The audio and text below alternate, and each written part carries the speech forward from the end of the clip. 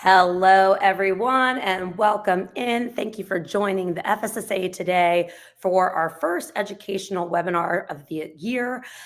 This one is talking about all types of marketing strategies you can't afford to miss in 2025. My name is Jessica Johnson. I'm the Business Development Manager for StorSuite, also your moderator and host for today. And we are going to kick off and get started.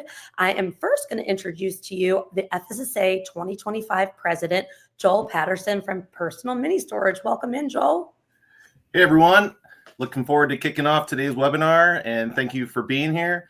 We have a fun and fast-paced session ahead, packed with some real ideas you can take back to your facility and put to work. Today's panel includes some of our most creative and forward-thinking marketing leaders in our industry. Thanks for spending part of the day with us. Let's jump in and make the most of it. Awesome. Thanks for being here, Joel. I'm going to move forward and introduce our first speaker. First up, I have Anastasia with us. Anastasia, welcome in. Thanks, Jess. Give us a rundown of who you are, how long you've been in the industry, and what you currently do in the industry. Sure. My name's Anastasia Malagisi. I currently serve as Vice President of Marketing for Safeguard Self-Storage. We have about 83 locations east of the Mississippi and primarily a builder, but we also do acquisitions. And I've been working in the industry for almost 18 years, mostly in a marketing capacity and business development, and with Safeguard for the last 2 years. Awesome. Well, thank you for being here. Really excited to share some insights with you today. Same. Thank you. You're welcome. Next up, I have Mr. Gabriel Luna from Trojan. Gabriel, tell us all about you. Good morning. Good morning. Gabriel Luna, Engagement and Communications Manager with Cobre Companies. We operate Trojan Storage, a nationwide self-storage facility, as well as Quick Store, self-storage software and technology. So we kind of have our hands in a little bit of everything on the operational and tech sides in the industry. Gives me a broad view of customer service, marketing, and innovation in storage. I've been in this industry for 9 years now, 4 years with Trojan, marketing for 15 years in a variety of industries, and an absolute pleasure to be here with the Florida State Association and everyone on this powerhouse panel. I'll continue to say that. Thank you so much for being here. All right, up next, I have Miss Melissa Stiles. Hello, Melissa. Good morning. Good morning, Jess. I'm Melissa Stiles, CMO for Storage Asset Management. We are a third-party management specializing in only self-storage, and we have just under 600 locations operating in 37 states.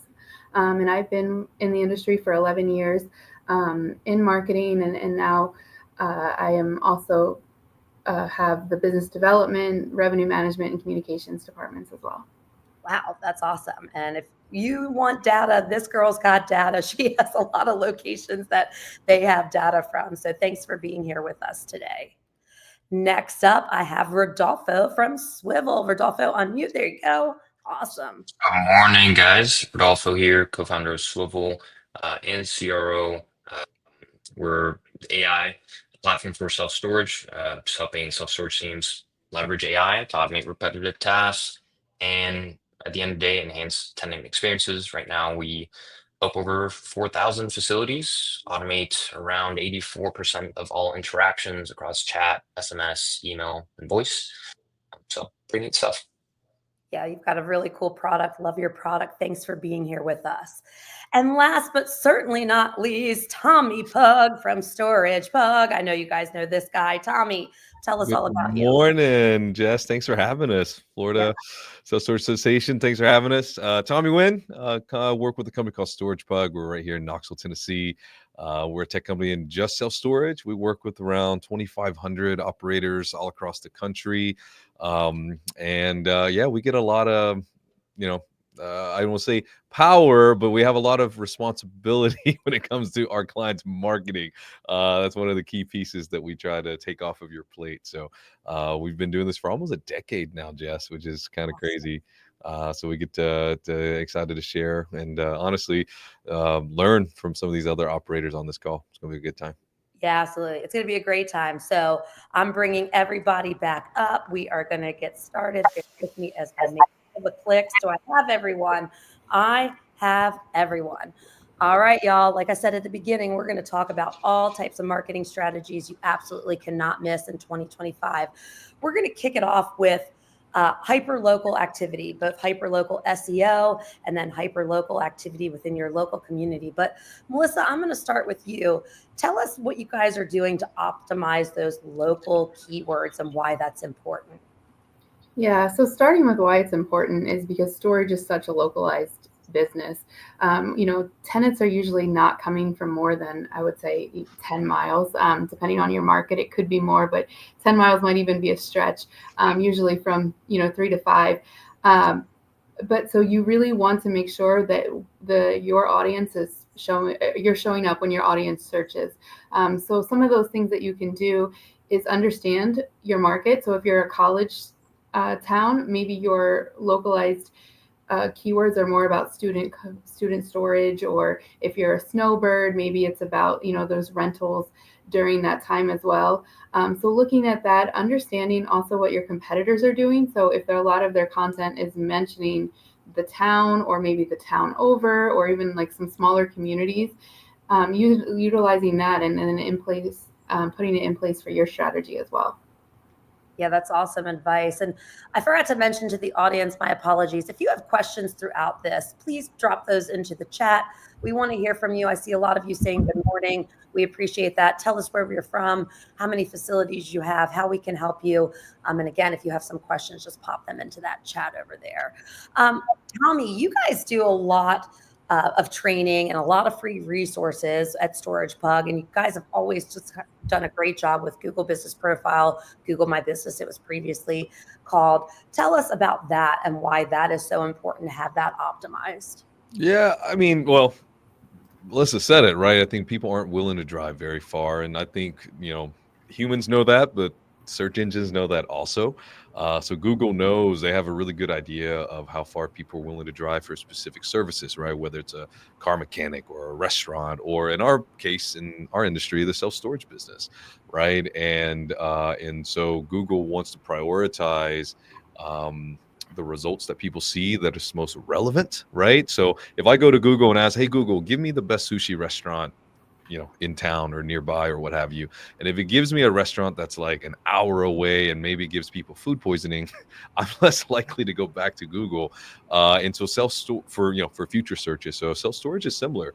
So when somebody gets on Google and types in storage units near me, or self-storage near me, or storage units, Knoxville, Tennessee, Google is going to want to give really relevant results. And the crux or the core of all of this is that Google Business Profile that you talked about, Jess. And so this is where you as a self-storage business can put all of your relevant products, all your relevant services, your office hours, your gate hours, your name of your business, the phone number and the address, all the biographical and demographic information about your business goes right here. So really, of all of the digital tools at your arsenal, our take is the Google Business Profile, at least in 2025, is the most powerful digital asset that any self-storage business can have. Even more powerful than the website is their Google Business Profile. And at least right now in 2025, and we imagine search will change,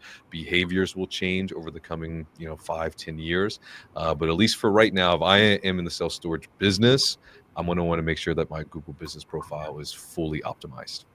Yeah, and there's a ton of free resources online that you can do this yourself. But again, if you ever feel like you're not comfortable in touching this, there's plenty of marketing companies out there that can help you. And Melissa, I see you popped in the question, the answer to that question, but I'm going to pop this up real quick just so you can touch on it, because we have a question from the audience.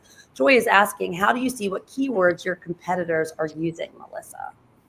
Yeah, there's a couple ways. I mean, really simply, go to their website or go to their Google Business Profile, like Tommy mentioned, and see what they're using over and over again. So if it's self-storage, Tallahassee, Florida, utilizing that.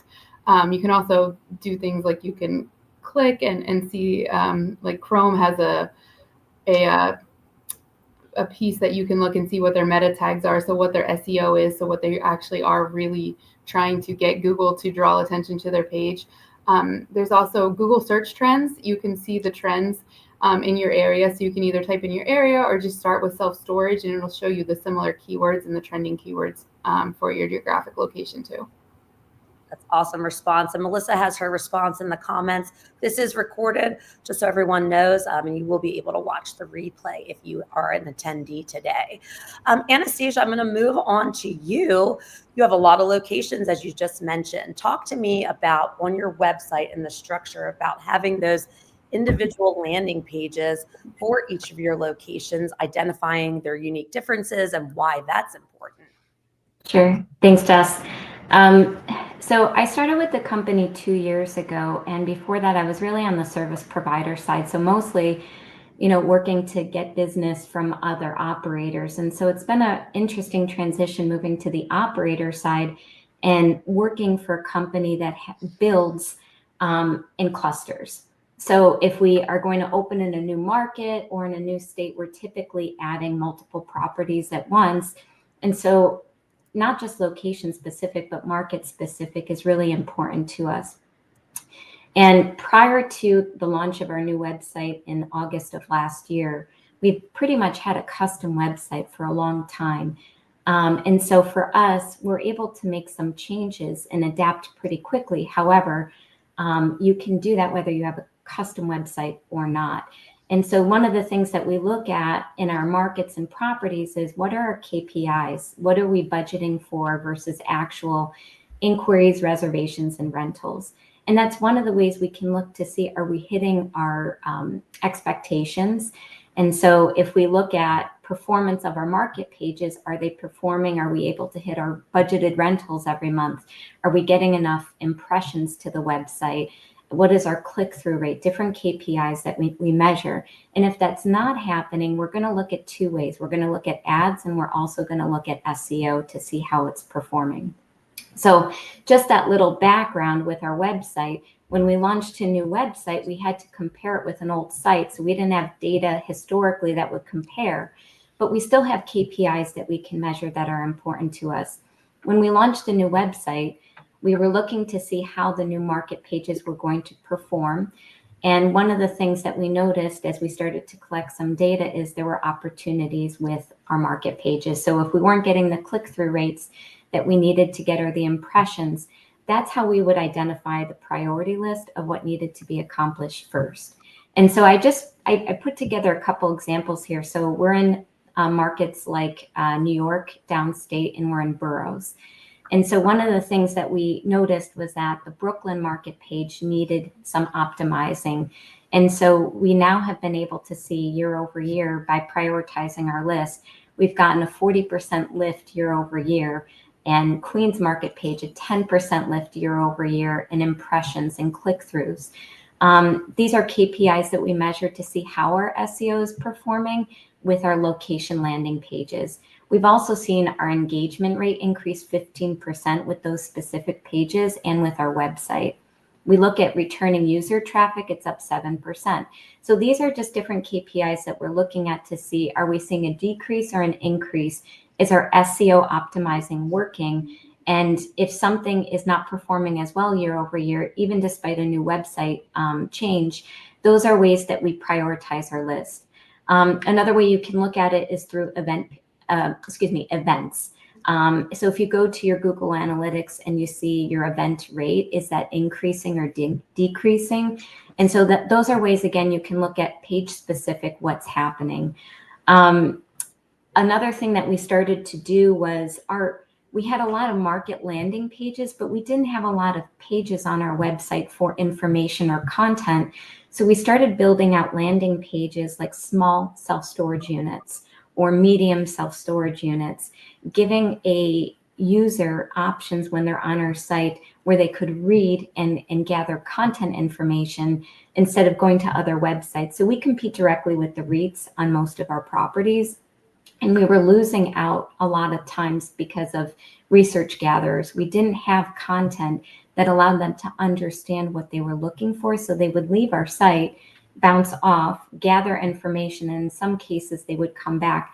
But a lot of data told us that users typically, once they get on the site, they're going to stay and typically convert.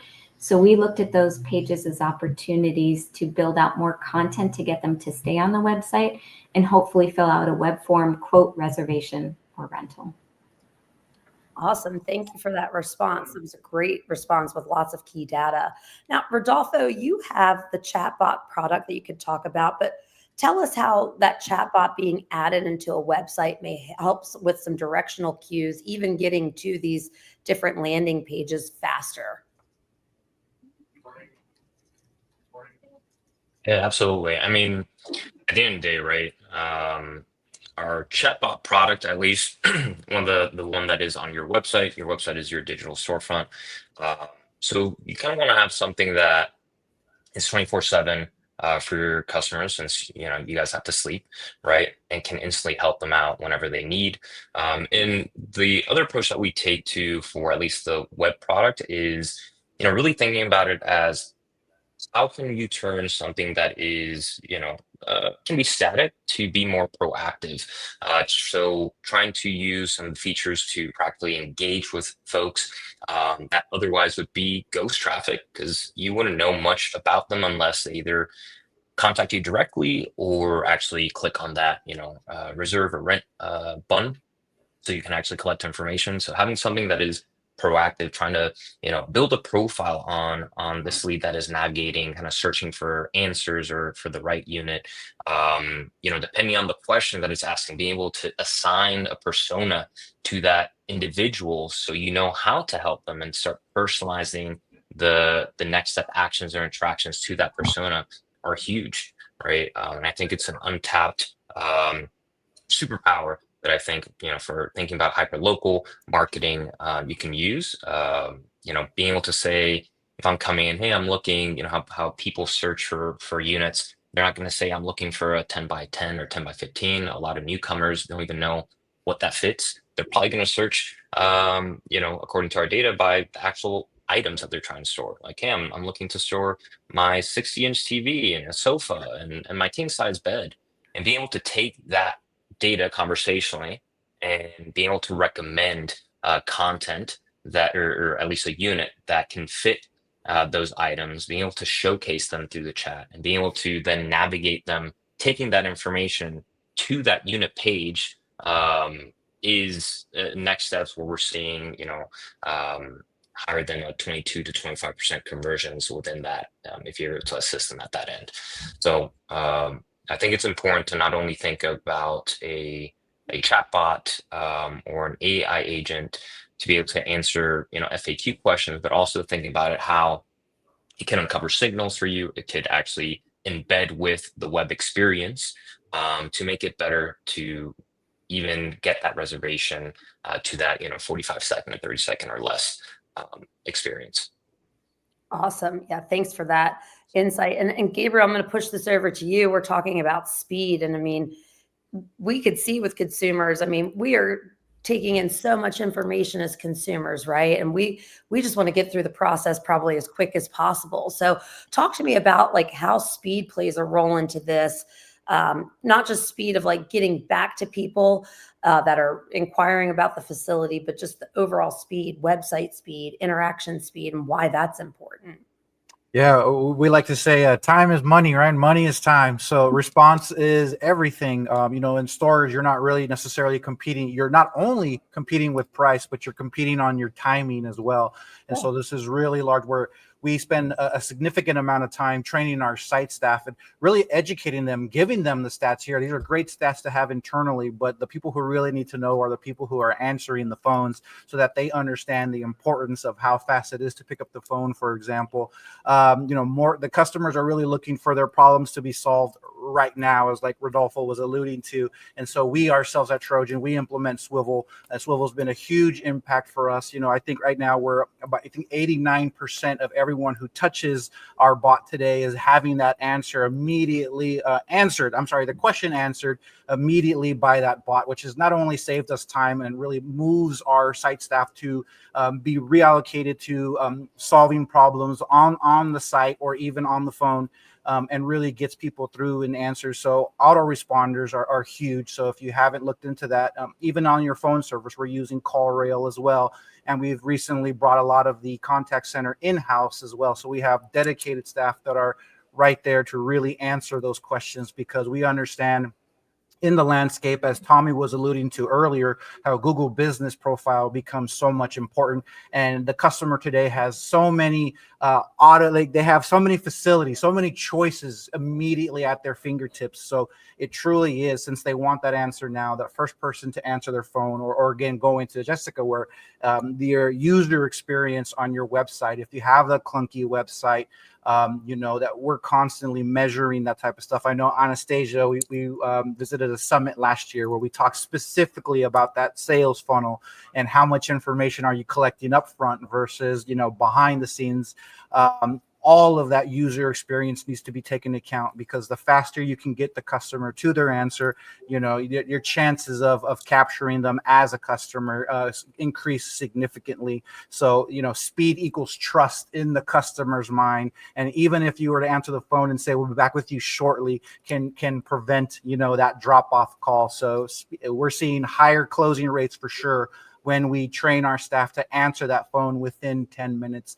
We have people with phones on their hips, and our calls get routed, so we can actually say, are you paying your bill, or is this a new rental? So anything that's new rental is going to get priority, straight to someone immediately. And again, speed is everything. It is, because we talk about this all the time, right? There's really not loyalty. It's price, proximity, and the features of the facility. Listen, I'm a prime example. The last time I rented storage, I decided that day I needed storage, right? So if you weren't answering my call or getting me service quickly, I'm not a patient person. I'm on to the next one, as long as it was relatively close, relatively within the same price range, and had the same features, right?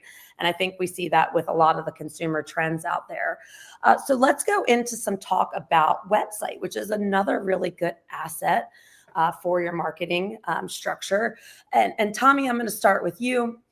You're in the website business, same as I am, but talk to me about, we see a lot of people, and I have my thoughts on this, still reserving or taking quotes, but we really see consumer trends like they want to rent online, right? They want to use their phone. They're going online. They want that experience to be not have barriers and to be fast, like we just talked about. But talk to me about how you're getting them through the website as quickly as possible to get them to that rent button where they're spending money with you. Yeah, I think the rent versus reserve versus, request to quote, and I love that Safeguard is experimenting with all three and seeing different conversion rates across, and I think with, and I say 83 locations, I heard you say during the intro. So y'all have a lot of data across different stores and different markets. But, our take is this: most consumers don't really know what they want to do or need to do until the option they thought they needed to do is missing. And so a lot of consumers, if they go to the website and they don't see rent now, or they don't see potentially even reserve now, and they only see a phone number, well, they think that, to do business with this particular person, I have to call them because there's no other path, right? And so there's kind of this, how do you say, the self-fulfilling prophecy of like, oh yeah, most of my rentals come from over the phone. Well, you didn't offer them the alternative, right? And so what we've seen is, if you make renting or rent now, or hey, give me your credit card and you can move in today, if you don't offer that as the primary option, as the primary call to action, you're likely to get other paths that are not as optimal, not only optimal for the customer, but it's also not as optimal for you, the operator. And so what we like to promote is like, hey, let's put rentals first and foremost. And let's make sure that language and that flow, that button is very clear, that when you land on just self-storage, that the main thing I want you to do is to rent from me. And that's the primary mode of doing business. Now, for the customers who aren't ready to rent now, sure, there's a reserve option. Sure, there's a phone number, but I want to make sure that primary option is very clear, because like I said, most consumers actually don't know what they expect or what they need or want to do until the option's not there. And so what they're now that I see, oh, cool, rent, that's the path that I want you to take. And so what ends up happening is, and we've seen this data, like I said, across 2,500 or so different operators across the country is you will rent more units by simply putting the rent option as the primary option. And so for most of our operators, really the high performing ones, we see typically a 2-to-1 ratio from rentals to reservations, and then requested quotes are a distant third. And so, you know, for every 10 reservations someone might get, they typically are getting 20 rentals, which is ideal for, again, not only for the operator, but also the customer, because now I can get my gate code, sign my lease, move in when I'm ready, and I don't necessarily have to talk to a human. Now, that said, I think there's and I you know, imagine some of the folks in this audience are running kind of like a mixed bag or a hybrid operational model where they still want to shake hands and kiss babies before they let the customer move in. I say more power to you, do that, right? But go ahead and capture that customer's credit card, because as soon as I give someone my credit card, I'm done shopping, right? You've taken me off of the market. I'm not gonna, no, you know, let's say I'm on Safeguard's website. I give Anastasia my credit card. I'm done. I'm closing that browser tab and I'm going back to whatever I was doing on YouTube. I'm no longer shopping for self-storage. And I think that's a very key and critical component that a lot of operators might not think about. As soon as you take me off the market, I'm your customer now.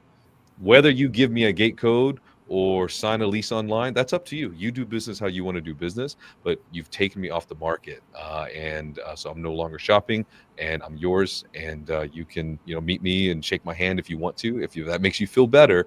And so the move. So I think to summarize all that, I think the recommendation I would give folks is separate the renting experience and the move-in experience. Move-in can be as hands-on or hands-off as you want it to be, but I do recommend having rental be the primary option for most customers. Yeah, I love what you just said there. Like it finalizes it. Credit cards in, submit, approve. Like I'm out. Like I can move on with my day. Like that's a really great point. Thanks for bringing that up. Gabriel, I'm going to come over to you. I use this thing way more than I care to admit, right? But I can do everything I really need to do through this. Why is this bad boy important? Absolutely. I think right now mobile is default, you know, and I think it's perfect in alignment with what the SSA, you know, study has showing us, that this younger audience is coming in, and we're leaning on our data from our email service provider. We're leaning on our data from our Google, from our website, and it's showing that over 70% of our traffic is coming via mobile at this point. And that's huge. That's huge for us. And so it you know, directly to what Tommy says, really your forms, your rental flow, that customer experience, again, it's got to be super smooth on the mobile, or ultimately you're losing business. There's no other way to say it. That's what our data is showing us as well. So it's not only about being responsive, it's intuitive design. It's how fast are your things loading? Are you taking into consideration your images? We had a huge revamping of, you know, all these beautiful images in 4K, but it just didn't work for the mobile platform. And so we actually needed to down convert some of those, or provide different options so that we're not losing someone, you know, just because their page won't load and then they're confused about where they're supposed to go or what they're supposed to do.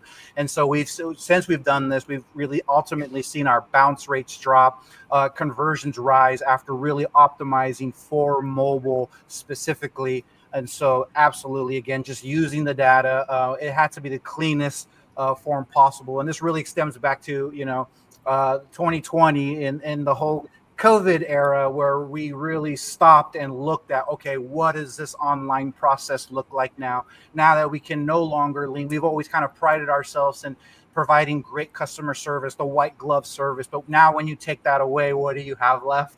And I think that really forced all operators to really reinvestigate, you know, what their mobile experience or what their online experience.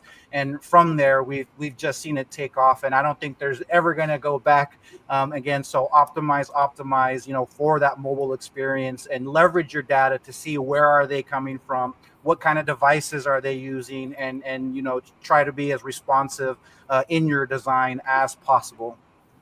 Yeah, there's so much great data you can get on the back end, right? Age ranges. Is it more male dominant versus female dominant? Where are they coming from? You know, this is all critical data for you. And listen, I think even a layman that doesn't understand what mobile optimized mean, they pick that phone up and that button doesn't work when you hit rent now, or like the text is wonky. they feel that as a consumer, and they are like, I'm out, something's not working here, or the load speed's taking too long. Again, like I said, I'm not a patient person. I call it the wheel of death. If that thing keeps spinning, you may have a beautiful site, you may have a beautiful property. I'm probably hitting X and going on to the next one. Before I move on with our other questions I have for the speakers, Randy Larson is coming in and saying, not a current operator, looking into a possible self-storage ownership journey. Congratulations. Welcome to the wonderful world of self-storage. I'm retired, just recently sold my long-term warehouse. What suggestions could you offer folks for someone to research this? I've already bumped in the way over aggressive, let me sell you my way to do it guy. They're out there. Sorry, Randy, that you've experienced them, but I'll go round robin on this one. It's basically, how does he get in and how does he figure out how to do this? Tommy, I'll start with you because you're to the right of me. That's a great place to start. Yeah. No, Randy, welcome. Hope you find yourself a facility or go build one.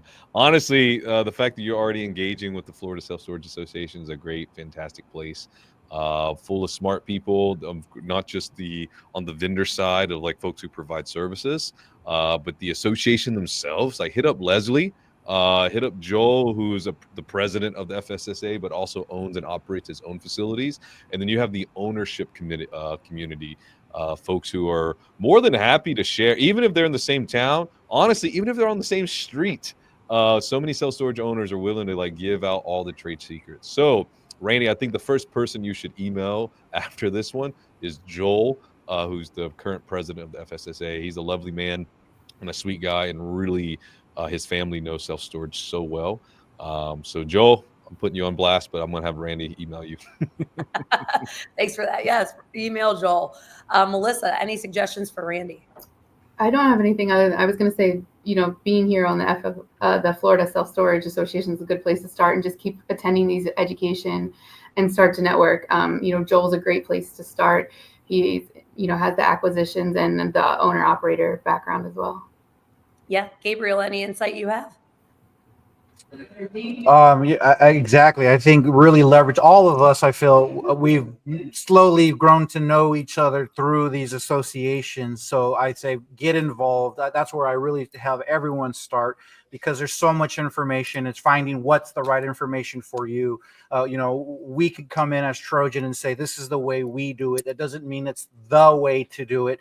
You really have to take into account, all of your processes and how you run your operations, and really, find someone. Maybe it's Tommy, maybe it's Melissa. It should be all of them. I really like to learn, from everybody, and then really decide, how can we leverage that, or that will work for us, or that doesn't work for us. So it's really, again, get yourself in front of a ton of information. When you have all the cards, you can finally see which one, is the correct choice for you and your operations. I think, again, there's just so much great information out there. And again, as Tommy alluded to, like, everyone is so willing to give information. There's on LinkedIn or these webinars, or even at the actual shows. Get yourself there and meet people. I love talking to, state operators and people with, one or two facilities, because it just really gives me insight to what are the concerns, what is everyone thinking about at the different levels of which they're operating at, and then I can in turn turn around and offer information in that, because maybe the way Trojan's doing it with 50 facilities doesn't work for you, and so but I'm sure there's golden nuggets and bits and pieces that you can pull. So I say get yourself in front of valuable information, and then make those choices, make those contacts. And I implore you to reach out to Joel and everyone on this panel, if with your questions. I think all of us love to talk, and so we're more than willing to give our insight from our perspective always. Yeah.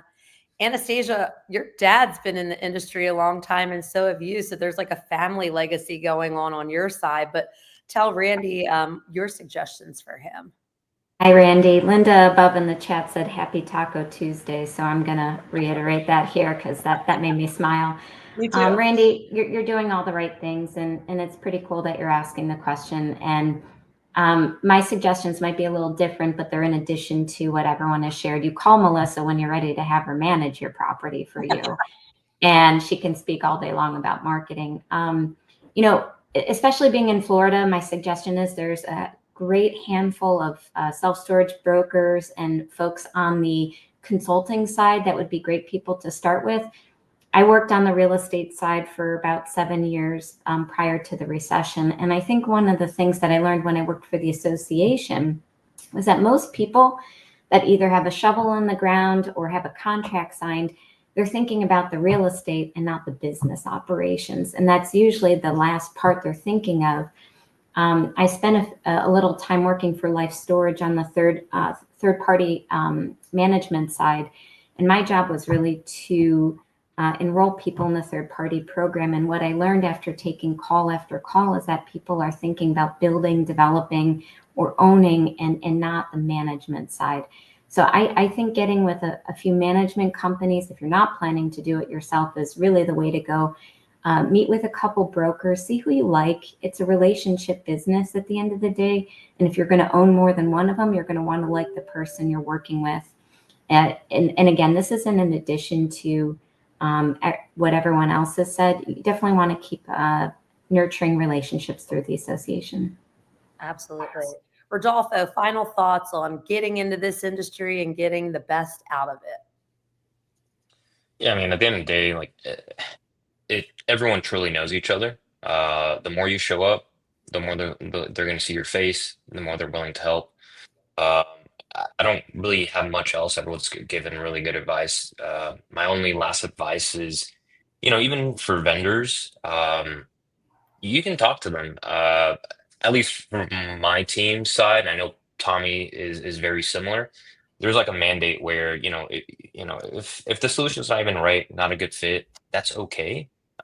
We have a lot of resources that we're putting out that can at least steer you in the right direction. We know the other players in the space because we've been here long enough that at least we can make a recommendation, make a referral type thing. So you're like, hey, we can at least guide you in the right direction. So yeah, don't be afraid to ask. But I think at the end of the day, you have to show up, show your face, present yourself, and everyone will be willing to help you.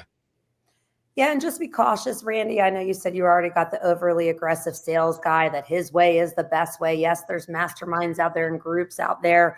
And, I'm not saying any are good, bad, or indifferent. They all have found their place in the industry and they all do a decent job of what they're doing. I follow a lot of the social media platform forums, probably a little too much because I get real fired up when I see misinformation out there. And there's a lot of misinformation out there. I promise you, if you are in the realm of SSA, Florida SSA, national, your state that you're in, I guess you're in Florida, you're in a safe place here. They do a lot of advocacy. They're protecting the industry. You are good to go there. So just align with national SSA, your state level SSA, and watch out for that misinformation and don't get sold on the, I figured out the golden ticket to self-storage. And we probably need a part 2 of this. There is so many questions coming in. Joy, Leslie, we probably need to send Joy a gift card just because she's loading us up with questions. So I'm going to do what we do best. We're here for you all. We're going to answer some questions from the audience. Tommy, this is specifically coming to you, but anyone can chime in.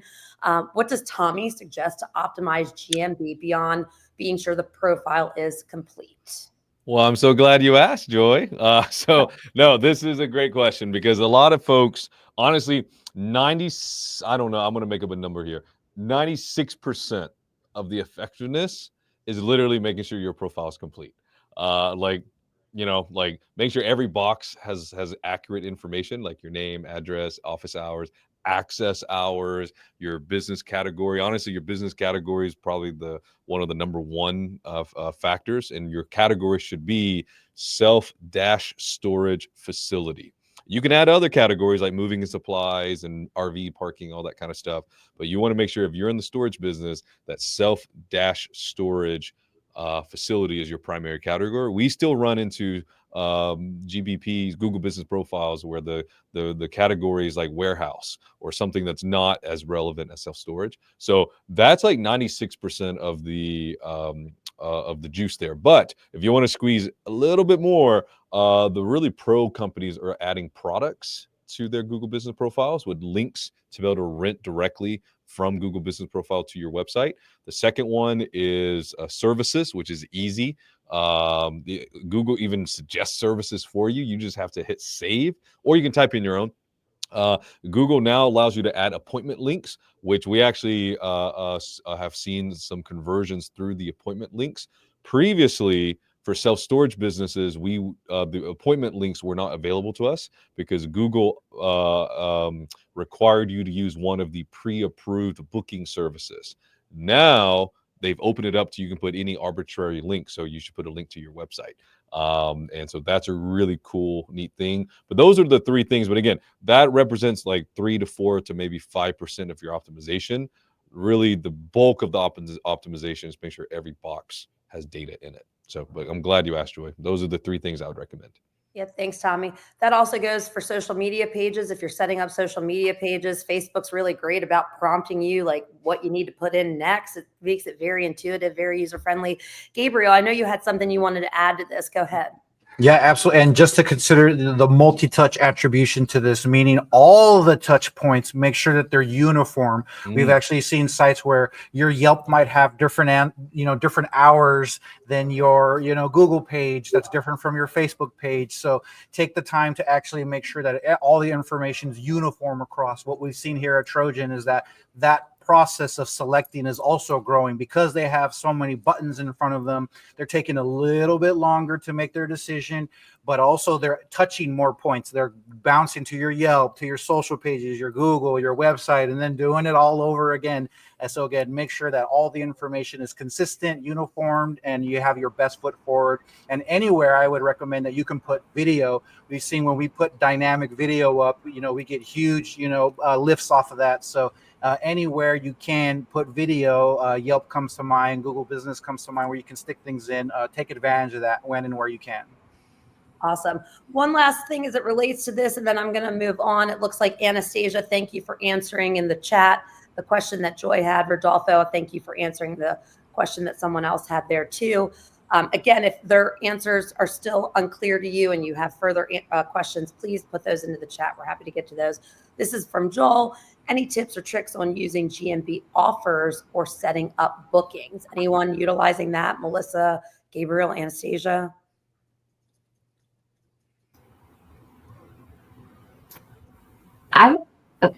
I would just say we try to meet the customer and where they are in the journey. And just to tack on to what Gabriel was sharing, the customer journey is getting longer. And we actually just went through this exercise with our Google Analytics and Google Ads and GA4. What we found is that when you look at the conversion path in your analytics, and maybe I'll back up a second, people like Tommy and Rodolfo, they're amazing vendor partners. You don't have to figure out all the different vehicles to understand your analytics. You can go to them and ask questions. And that's why they're more than just a service provider, they're a partner. And so when you have questions, why does the website function this way? And why did you choose to do these things? They're going to have data to back it up. And so you can always have your experiences or your feelings on how one should think something should flow or operate, but there's data behind the why. And so when you get to systems and functions and the customer journey path, really working with your partners to understand the data, I think is super helpful. And so what we found over time is that the customer might either be taking longer to make a decision and or they're using a few different channels to gather information before converting, hopefully, right? So if we look at our conversion path, the majority of our customers are through organic search. And so, and that's very typical, I would assume. But as you kind of scroll down in the data, there are people, maybe not as many in numbers, that they're maybe clicking on a paid ad 3 times. And then they're typing in Google, safeguard self-storage, branding.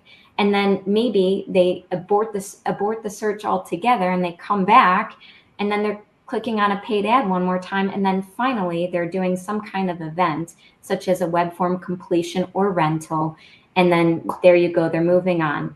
And so work with the partners that you value and trust, that you've given your business to understand the customer journey and the whys behind the way everything is functioning, and also try to meet the customers in the places that they're going to, and make sure that your profiles and anything's complete, so that when they find you, there's information there for them and they don't think that you're a bit, and they're questioning the business. Awesome. Thanks for that. One more question from the audience, and then I'm going to go back to the questions we had prepped for y'all today. We've made it through about a quarter of what we planned on talking about today. So again, I think we might have to have a part 2 here, but I love this question. A lot of us are now, we've been reviewing our Q1 2025 data as we're, closing out April. We've been looking at that. Any operating or marketing trends that any of us noticed in Q1 2025 versus all of 2024? Melissa, I'll start with you. Sure. I think the first one is spend is higher right now, right? Overall. So that's the first one. We're seeing the cost per customer is increasing. Our ROI is decreasing a little bit, but still positive. The second one I think is personalization. So whether it's, Rodolfo talked about the AI chatbot and wanting to really find, okay, I'm storing a TV and you give me the unit suggestion, to the value pricing allows for a person to choose, their tier of what they're comfortable with. The personalization I think is key. We even have on our best unit that they can choose their unit from the map. So it feels like they're choosing like their concert tickets. And we've seen people convert to that. And the only reason that they convert to the best pricing is because they want to choose their unit. So that personalization, I think, is really key. So one of the things that we're looking at too is eventually, if we know, Anastasia talked about the customer journey. So if we know someone's coming from Google Ads, and we can see some of their demographics, what is the unit that we can serve them first? So we can get to a landing page that's really personalized, what we know from that research for that. So I think more of that in 2025 will come. The spend is up, and then the hyperlocal, just really concentrating on where you're geographically located to capture those tenants too. Awesome. Anybody want to add anything they're seeing? Gabriel, I see you shaking your head. Got anything?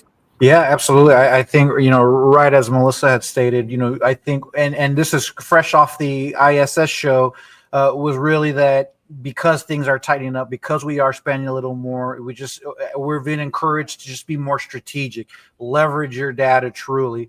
Long are the days where you're just throwing money out there. The spray and pray is dead, or at least I hope it is. You have to be much more strategic with your dollars now, and I think leveraging exactly that. And I have a short example in our Portland area in Washington, really leveraging who that audience was. For example, they don't want our, big box business to come in and stomp on their small mom and pop. So we have a completely different marketing schema there, even down to the imagery we use, really kind of understanding the very hyper local avatar of who's there, changing the language, changing who we are, getting involved in the community, really understanding who you're talking to. Those are dollars well spent, in our opinion, so that we can, again, be more strategic, not overspend, not just this blanketed radius anymore. We're really getting down to the nitty gritty of, serving, uploading our tenant contact information, for example, to say, where are they truly coming from? There's no point to drop anything on this side of town because that's just where they're not coming from. So again, leverage your data one more time, leverage your data so that you can be more strategic with your dollars, with your spending, and most importantly, your time and your money. Yeah, Rodolfo has something he wants to add. Go ahead, Rodolfo.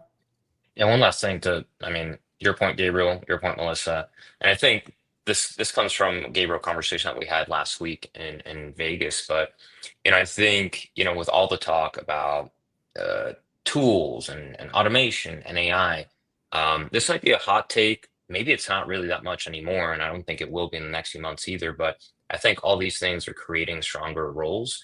You're talking about data and behavior. Like for the bigger operator, it's a lot easier because you have the resources. For the smaller mid-sized operators, that data talk and like, where am I collecting it? What should I do? It's such a difficult conversation to have because that's so much to do on the day to day. But now with these tools, all this stuff is more accessible. And I do think there needs to be more conversation around, what these tools mean today. It's not about replacing people. It's really thinking about how can you empower your current team members. How can you have them excel at what they do best, which is by building relationships, being more strategic in the decision making. So I am seeing this crazy shift in roles from being task oriented, at least on the manager's side, to taking more strategic responsibilities and more customer focused experiences on the day to day. And so I think it's really important to at least talk about that, to start thinking of how to start promoting the adoption of all this internally. And I think that needs to also come from the very top, and actually providing the resources for your store managers and for the rest of your team to be able to learn and be able to put some of that into action. Yeah, absolutely. Anastasia, I know you wanted to add something too to this. I think for me, maybe it's just a different perspective. I came from the service side, and the operational side was a bit new for me, and really understanding operations at its core and the customer service side. So we did have this as a topic in here, so I'll just touch on it. Really understanding the experience that people are having in the store or online. Again, we talk about meeting the customer and where they are in the journey, but really, if you're a marketing professional or if you're an owner, and understanding that experience, that the person that's managing your operation and how they're working with the customer to solve the problem or the need that they have. And so for me, not having all that operational background, we're a pretty lean team. And I know we said we have 83 stores, but there's 3 people in-house for marketing. We outsource everything. And so we're working to bring some of that in, but for the time being, we work with agency partners, we work with service providers, and a lot of that will continue, but we don't have a lot of manpower internally. And so one of the things that we do have set up is review management with reputation, and that's pretty robust for us. All of our district managers are responsible for replying to reviews within 48 hours in their respective areas, and that runs very well for us. However, with Trustpilot, we didn't have someone responding to reviews. And so I'm just going to share a quick story here. Our Trustpilot star rating is the highest amongst, I can't say all because I'm not 100% certain, but we're at 4.5 stars overall as a company. And our average rating with Google reviews is 4.9 out of 5 stars.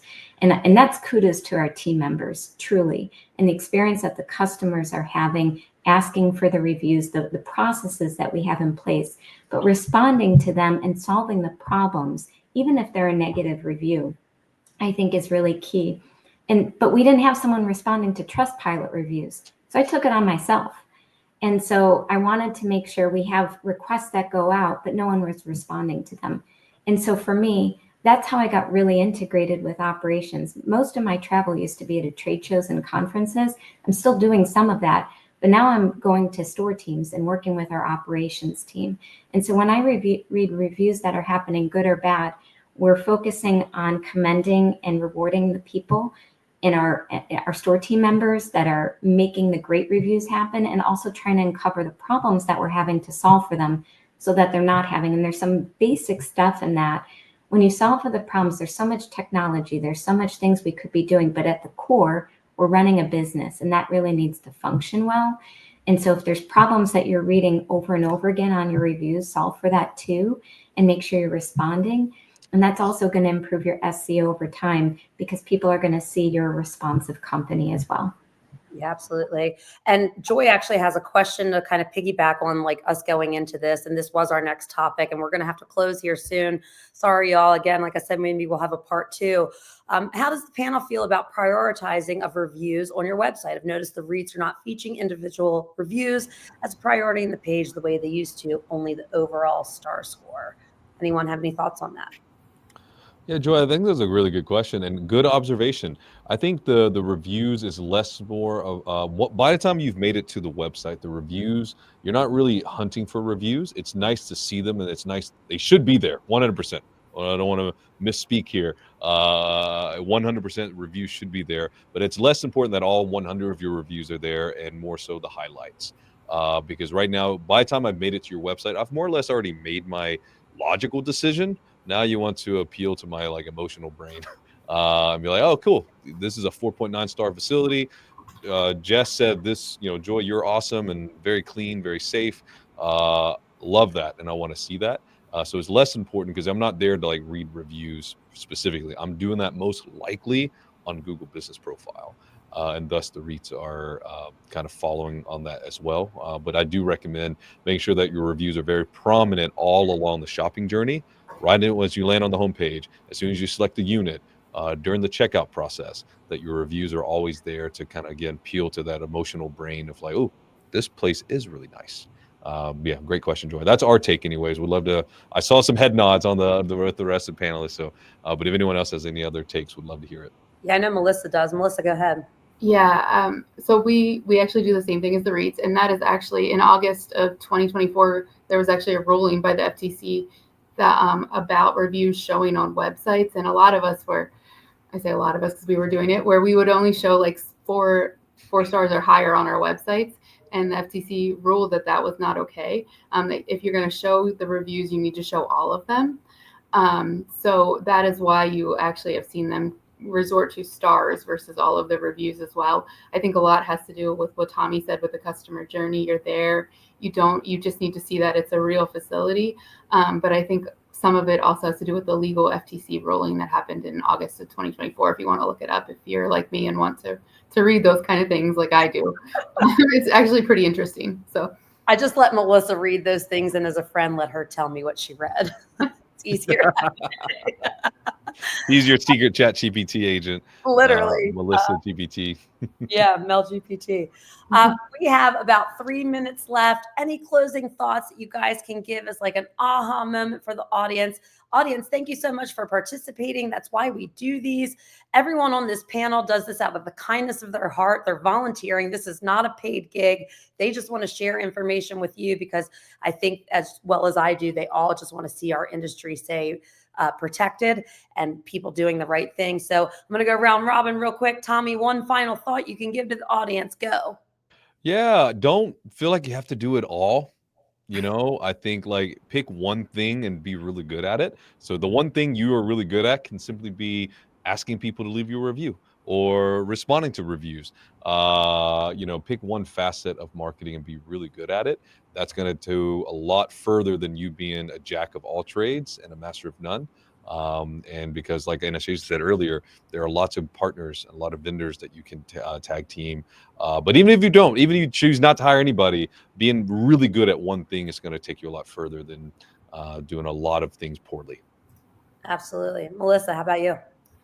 Yeah, I think a lot of what we talked about is concentrating on the customer experience too, whether that's providing them the avenues of what they want to do, rent, reserve, or request a quote, or even backstepping to your Google Business Profile and just making sure that that experience is seamless the whole way through to their rental. Yeah, totally. Gabriel, you. Yeah, at the end of the day, self-storage is people business, right? So whether you're using tech, promotions, automation, it all really comes down to perfectly discussed in this webinar, trust, speed, and simplicity. So, if we stay human through this process while staying efficient, we all win, period. Absolutely. Anastasia, closing thoughts. Sure. Make things easy for your customers and don't be afraid to test anything that you're thinking about, but make sure you have a way to track it. Please track it. Rodolfo, how about you? The facilities that win and the operators that win aren't the ones with the most technology.